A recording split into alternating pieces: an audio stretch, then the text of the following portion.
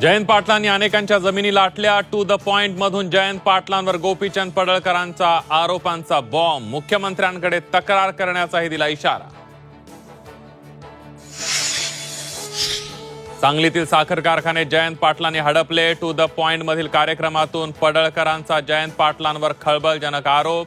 चौकशी करण्याची पडळकरांनी केली मागणी. समोरच्याला टप्प्यात आणून करेक्ट कार्यक्रम करतो जयंत पाटलांचा गोपीचंद पडळकरांना इशारा.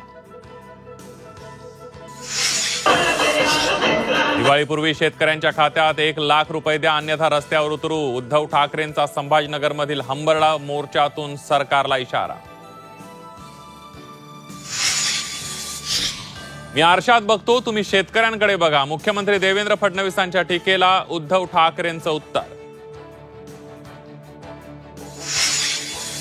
एकनाथ शिंदे आणि अजित पवारांचा उपमुख्यमंत्रीपदाचा दर्जा काढा. कायद्यात तरतूद नसलेले उपमुख्यमंत्रीपद मानत नाही. उद्धव ठाकरेंनी सरकारला ठणकावलं. महाविकास आघाडीचं शिष्टमंडळ 14 ऑक्टोबरला निवडणूक आयुक्तांना भेटणार.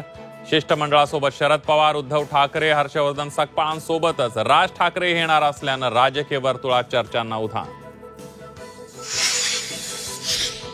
मराठवाड्यात महायुतीत मिठाचा खडा पडल्याची चर्चा. आगामी निवडणुका महायुती म्हणून लढवायच्या आहेत, मात्र काही जणांकडून आमचा छळ कपट. सामाजिक न्यायमंत्री संजय शिरसाडांचं विधान.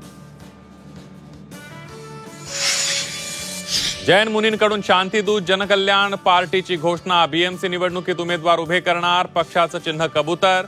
जैन मुनींकडून सरकारला दिवाळीपर्यंतचा अल्टिमेटम. प्राण्यांवर अत्याचार होत असेल तर शस्त्र घ्यायला तयार आहोत. कबुतरांवरून जैन धर्मगुरूंचं वादग्रस्त विधान. साधू संतांनी फडणवीसांना सीएम बनवल्याचंही केलं वक्तव्य.